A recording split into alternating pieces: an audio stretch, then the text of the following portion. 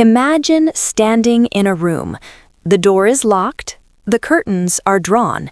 It is completely silent. You are the only person there. And yet, this is the exact moment, the only moment where true fluency begins. You have been lied to. You do not need a conversation partner to become fluent. You need a reflection. That is right. Stop looking for a teacher. Stop looking for a language exchange buddy on the internet who never shows up. The greatest English teacher in the world is staring right back at you in the bathroom glass. Today, we are going to teach you how to unlock the mirror method. Welcome to the Slow English channel. I am Daisy, and here to break the silence is Professor Peter Hanson. Peter, that is a very bold claim to start our session. You are saying that isolation, being alone, is better than being in a classroom. It is not just better, Daisy. It is essential. In my 30 years of teaching at the university level in New York City, I have seen thousands of students, and I can tell you within 5 seconds of meeting them who practices alone and who does not. The students who only speak when they're in my classroom, they are terrified, they are hesitant. But the students who talk to themselves, the ones who look in the mirror and have full conversations with their own reflection, they are the masters. That is fascinating. But surely, Peter, people might feel a bit crazy talking to a mirror. It sounds like something a madman does in a film. Crazy? Let me tell you about crazy. Crazy is studying a language for 10 years and still being afraid to order a coffee. That is crazy. Talking to yourself in the mirror is not madness, it's rehearsal. Think about an actor, Daisy. Does an actor walk onto the Broadway stage on opening night without ever practicing their lines alone? No, certainly not. They rehearse for months. Exactly. They stand in front of a mirror, they watch their mouth movements, they check their expressions, they repeat the same line 100 times until it sounds natural. English learners are actors. You are playing the role of a native speaker, but you are trying to perform on stage without ever rehearsing in the dressing room. Today, we fix that. I love that analogy. We are actors, and the mirror is our dressing room. So, Peter, before we get into the step-by-step mechanics of this, I want to slow down. You used a phrase just now. You said, the greatest teacher is staring right back at you. I did. Let us break that down for our listeners. Staring right back at you. To stare, S-T-A-R-E, it means to look fixedly or vacantly at someone or something with one's eyes wide open. But when you add right back, it implies a reflection. It's an idiom of confrontation. Yes, it's intense. When you look in the mirror, you cannot hide. If your mouth is not moving correctly to make the th sound, the mirror tells you. If you look nervous, the mirror shows you. It's immediate feedback. And that feedback loop is what we're discussing today. But Peter, I know you have a story about this.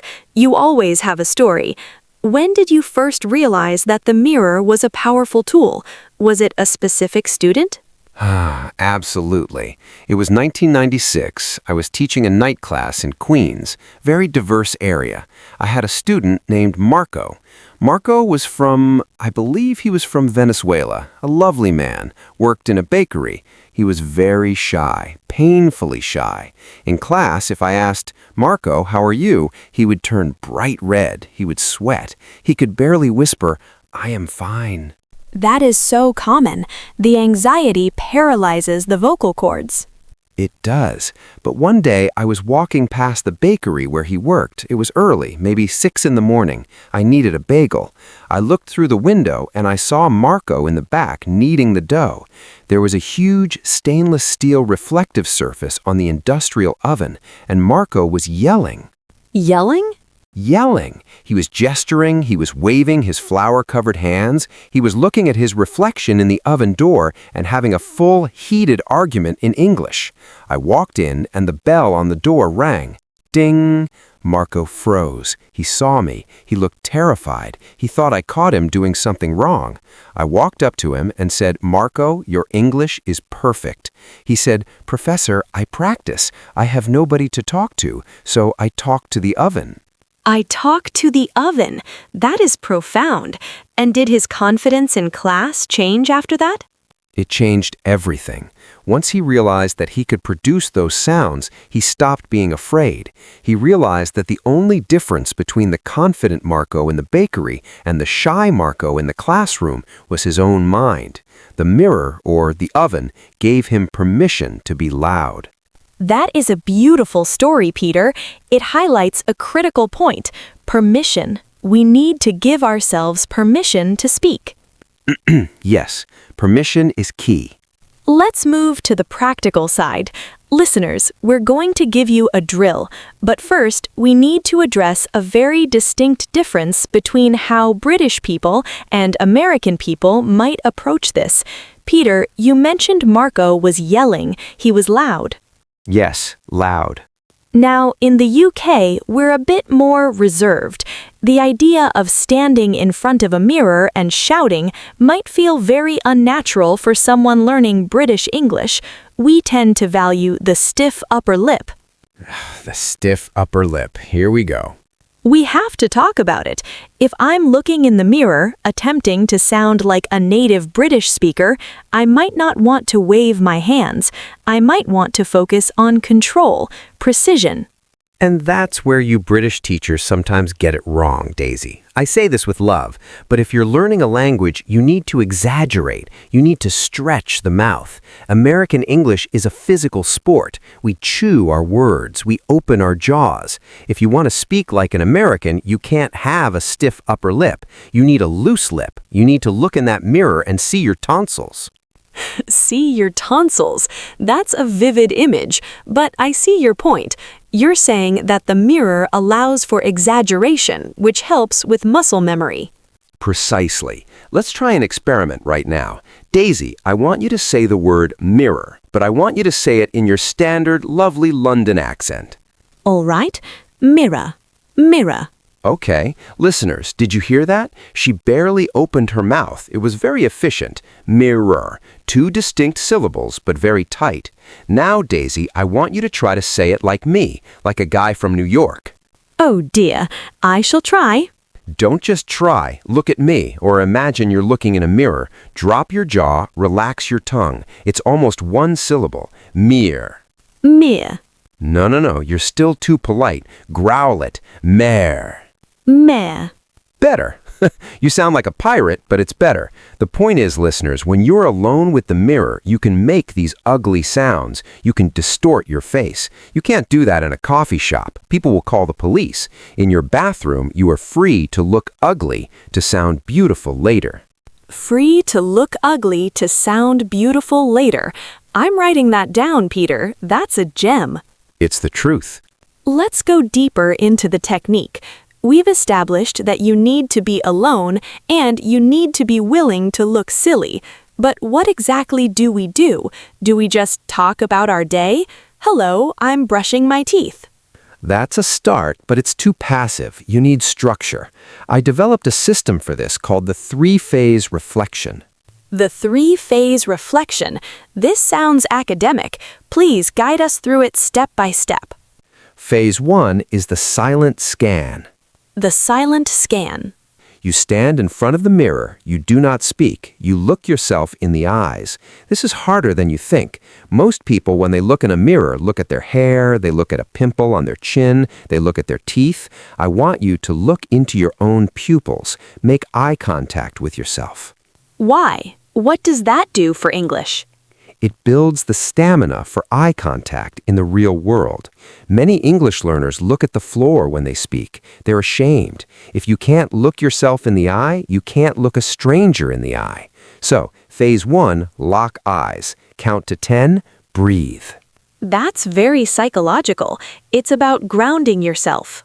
English is 20% vocabulary and 80% psychology. Okay. Phase 1 is the silent scan. Phase 2? Phase 2 is the mouth map. This is where we get technical. You choose one difficult sound. For many of my students, it's the th sound or the American R. You get very close to the glass. You fog up the glass if you have to, and you watch your tongue. Can you give us an example? Let's take the word through, T-H-R-O-U-G-H. A nightmare word, through. Through. If I'm doing the mouth map, what am I looking for?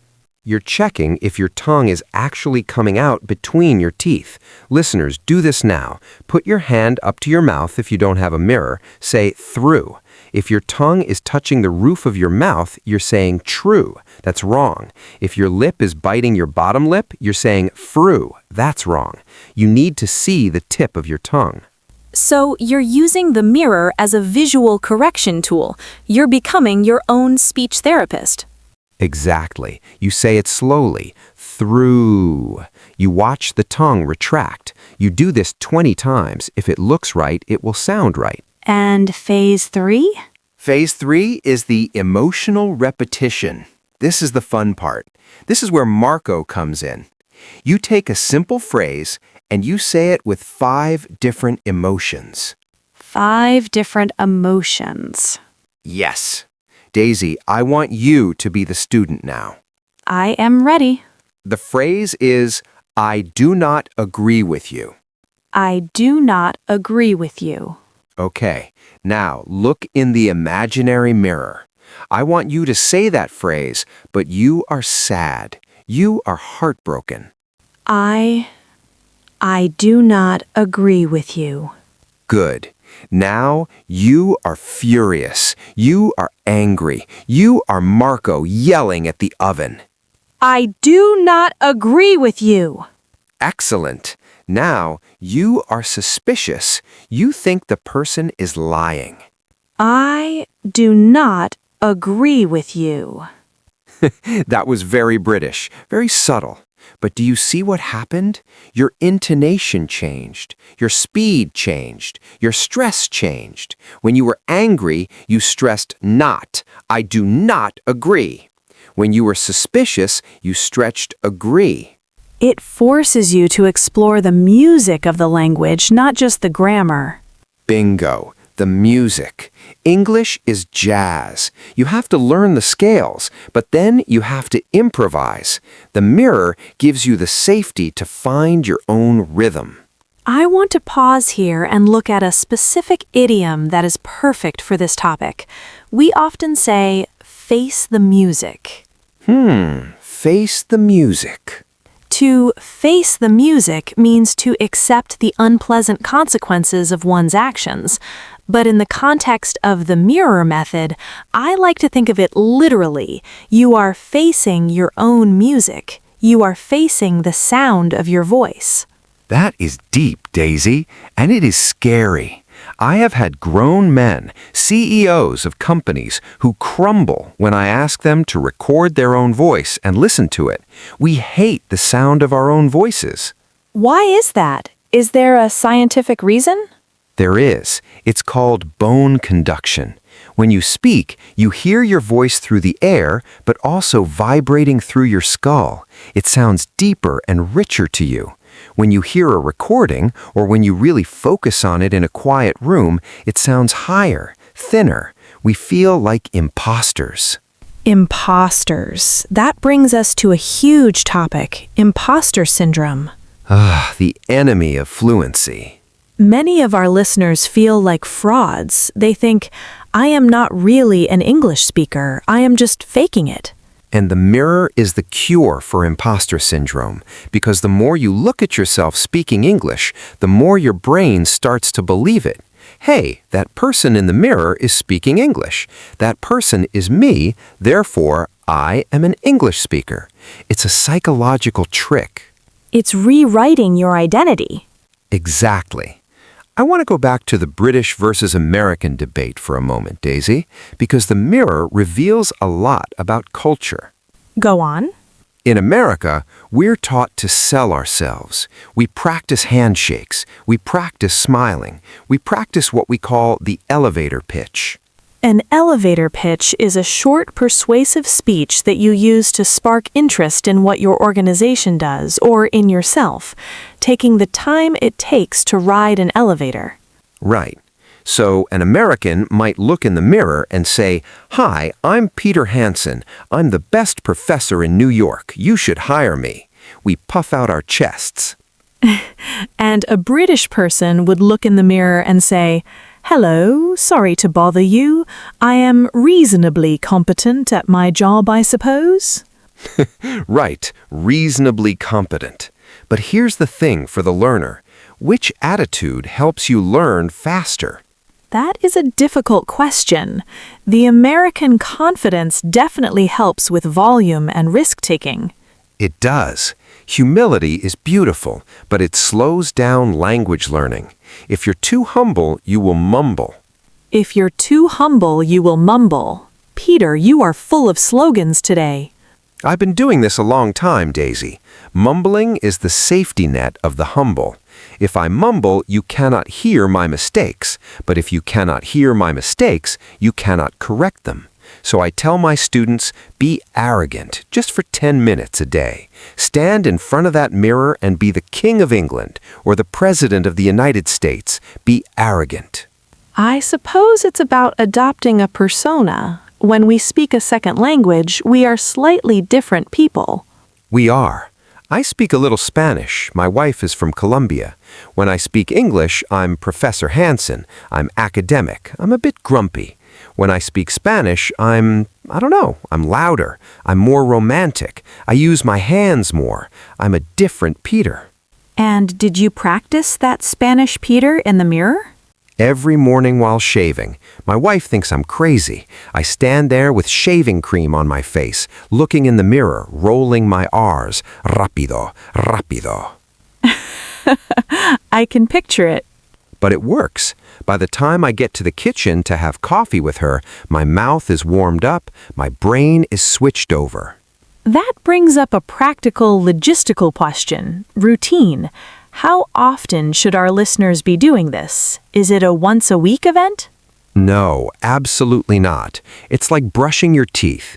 If you brush your teeth once a week, they will fall out. If you do the mirror method once a week, your English will fall out. It has to be daily, but it doesn't have to be long. How long? 5 minutes. 2 minutes in the morning, 3 minutes at night. That seems very manageable. It is, but you have to actually do it. You can't just think about doing it. You have to physically open your mouth. I want to introduce a mentorship segment here. We've spoken about the technique, but let's talk about the inner critic, that voice inside that says, "You look stupid, stop doing this." Ah, the inner critic. He's a nasty little guy, isn't he? He is. He's very persistent. How does a student silence that voice when they're alone in the room? You know, Daisy, I had a student from Japan, Kenji. Kenji was a brilliant writer. His grammar was better than mine, but he could not speak. He told me that every time he tried to speak, he heard his father's voice correcting him. That's heavy.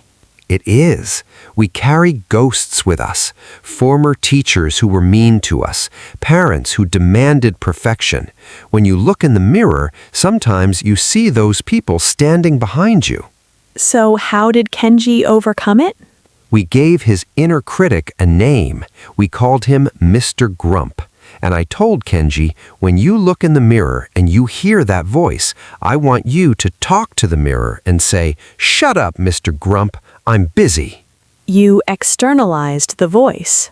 Yes, you have to treat the fear as a separate person. It's not you, it's a visitor. You can ask the visitor to leave. That's a very powerful psychological tool, separating the self from the fear. And the mirror helps because you can physically look at yourself and see that you're safe. No one is hurting you. No one is laughing. It's just you and the glass. Let's try another practical drill. This one is about intonation patterns. We often talk about the difference between a statement and a question, but in the mirror, you can practice the tag question. Oh, tag questions. British people love tag questions. It's nice, isn't it? you're coming, aren't you? We do. We use them constantly to check for agreement. British people use them too, but we're a bit lazier. We just say, right? You're coming, right? True. But for the learner, the British structure provides a better workout. So here's the drill. Stand in front of your mirror. You're going to look at yourself and confirm facts about your life. Give us an example. You look at your reflection and say, "You are tired, aren't you?" And you have to answer. Yes, you play both parts. Yes, I am. Okay, I'll try. Okay, I'm looking at myself. You are hungry, aren't you? Yes, I'm starving. Good. Now try it with a negative statement. You haven't finished your work, have you? You haven't finished your work, have you? No, I haven't. Notice the facial expression. When you ask the question, your eyebrows usually go up. They do. I felt my forehead wrinkle. That's the mirror method in action. If you were doing this just on audio, you wouldn't know if your face was matching the emotion. But in the mirror, if you say, "You are tired, aren't you?" and you're smiling broadly, it looks wrong. It looks psychopathic. A smiling, tired person. Very creepy. Exactly. You need to match the face to the grammar. This leads me to another advanced technique, the news anchor. The news anchor. Have you ever watched the BBC News or CNN? The anchors sit very still. They look directly into the camera. They don't move their heads much. They articulate perfectly. Yes, it's a very formal register of English. I tell my advanced students, be the anchor. Take a newspaper article, stand in front of the mirror, don't move your body, only move your mouth. Read the first paragraph like it is breaking news. This is great for posture, too. It is. Many learners slouch. They look down. The news anchor drill forces you to keep your chin up. Literally. Chin up is an idiom, right? Keep your chin up. It means to remain cheerful in difficult circumstances. But in this case, keep your physical chin up. Open the throat. Let the air flow. Peter, I want to pivot back to something you said earlier about your student Marco. He was a dishwasher or a baker? He was a baker. A baker, and he was alone. A lot of our listeners might be living in shared accommodation. Maybe they have roommates. Maybe they have family. They cannot scream at the oven without waking up the baby. A very real problem. How do you use the mirror method when you have zero privacy? You use the stage whisper. The stage whisper. Actors use this. It's a way of speaking that sounds loud but is actually quiet. You use a lot of breath. You articulate the consonants very sharply. P, K, T. Can you demonstrate?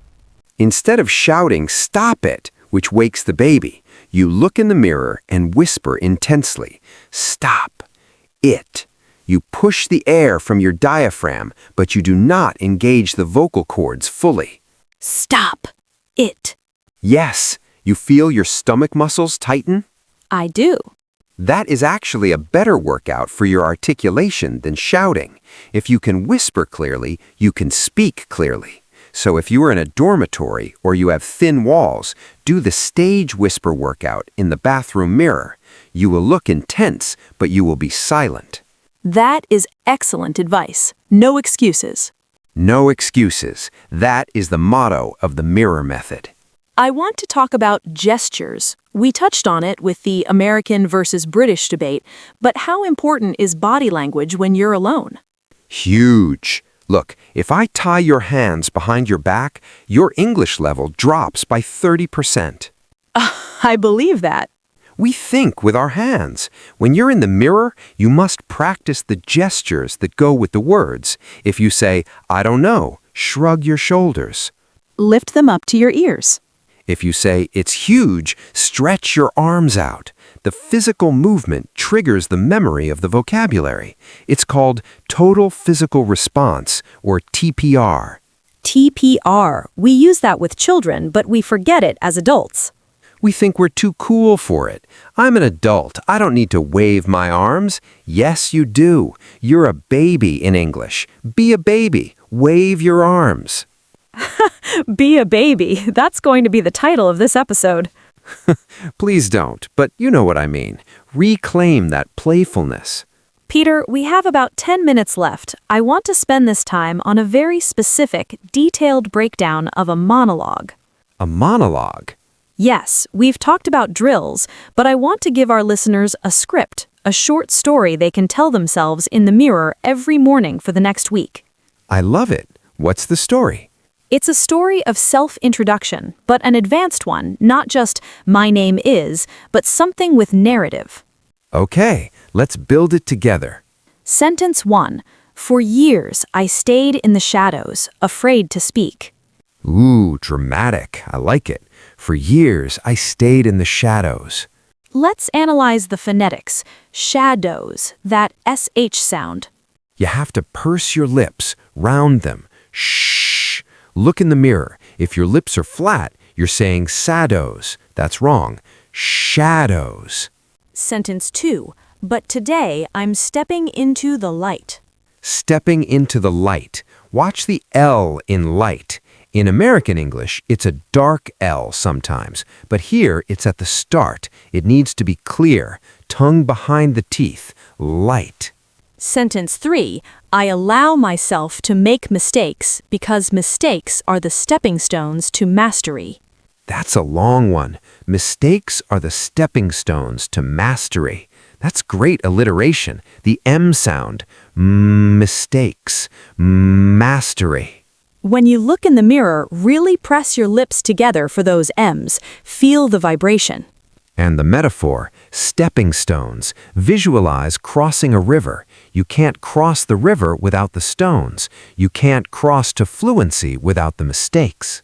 So the full monologue is, for years I stayed in the shadows, afraid to speak. But today I'm stepping into the light. I allow myself to make mistakes because mistakes are the stepping stones to mastery. That's powerful. Listeners, write that down. Tape it to your bathroom mirror. Every morning while you brush your hair, look yourself in the eye and say it. Say it like you mean it. And what if they don't believe it? Say it until you do. Fake it till you make it. Let's debate that phrase, fake it till you make it. Is it good advice? I have mixed feelings. Oh? Well, fake sounds negative. It sounds like lying. I prefer practice it till you become it. Practice it till you become it. That's much healthier. But the principle is the same. Your brain follows your body. If you act confident, your brain starts to release confidence chemicals, dopamine, serotonin. If you slouch and mutter, your brain releases cortisol, stress. The mirror is your control panel for your brain chemistry. That's scientific. By standing tall and smiling at your reflection, you're biohacking your English. Biohacking, exactly. We're getting very modern today, Daisy. We are. Peter, I want to ask you about the eyebrow flash. The eyebrow flash? It's a nonverbal signal. When we greet someone we like, we quickly raise and lower our eyebrows. It happens in less than a second. Yes, it says, I see you and I'm happy. Many learners have a flat face. They're concentrating so hard on the grammar that their face goes dead. The zombie face. The zombie face. So the drill is stand in the mirror, say hello, and do the eyebrow flash. It feels silly. It does, but try it. I'm doing it. Hello. Pause. Hello. You know, it makes my voice sound friendlier automatically. It does. It lifts the soft palate. It changes the resonance. So if you want to sound friendly, don't just focus on the word hello. Focus on the eyebrows. The mirror is the only way to check this. You can't check your eyebrows on a podcast. Precisely. You need the visual feedback. You know, Daisy, thinking back to my 30 years, the students who failed were never the ones with bad grammar. Really? Never. You can communicate with bad grammar. I can say, yesterday I go store, and you understand me. True. The The students who failed were the ones who gave up because they felt foolish. They couldn't handle the embarrassment of making strange sounds. The fear of judgment. The fear of judgment. But in the mirror, there is no judge. The mirror is neutral. The mirror doesn't care if you're from Tokyo or Berlin or Rio. It just reflects light. That's a comforting thought. The mirror is neutral. You're the one projecting the judgment. Exactly. So stop projecting judgment and start projecting curiosity. Look at your mouth and say, wow, look at how my lips move when I say squirrel. That's fascinating. Be a scientist of your own face. Squirrel. That's a cruel word to give our listeners. The hardest word in the English language for many. S-Q-U-I-R-R-E-L. Let's break it down. British is squirrel, two distinct parts. American, squirrel. One long growling noise. Squirrel. It sounds like a car engine trying to start. It does. But try it in the mirror. Round the lips for the W. Pull the tongue back for the R. Squirrel. If you can say squirrel in the mirror and not laugh at yourself, you have mastered the mindset. That's the test. The squirrel test. Peter, as we wrap up, I want to give a final mentorship minute, a closing thought for the person listening who is still skeptical, who thinks, this is too simple, I need a textbook. Throw the textbook away. Okay, don't throw it away, books are expensive, but put it on the shelf. Language is not ink on a page. Language is air leaving a body. It's physical, it's athletic. Language is air leaving a body. You can't learn to play football by reading a book about football. You have to kick the ball. You can't learn to speak by reading. You have to move your mouth. The mirror is your practice field. It's your stadium. And you're the star player. You are. And here's the secret, Daisy. Someday you'll be in a real conversation. You'll be at a dinner party in London or a business meeting in New York, and someone will ask you a question, and you'll answer effortlessly. You won't even think about it, and you'll smile because you'll remember that morning in the bathroom when you practiced that exact sentence while wearing your pajamas. That preparation creates freedom. Preparation creates freedom. That's the lesson. Peter, thank you for this deep dive. Always a pleasure, Daisy. Listeners, your homework is clear. Find a mirror, lock the door, look yourself in the eye, and start talking. Don't worry about being crazy. Be loud, be fluent. And remember, the only person standing in your way is looking back at you in the glass. Move him out of the way. We'll see you in the next episode. Goodbye.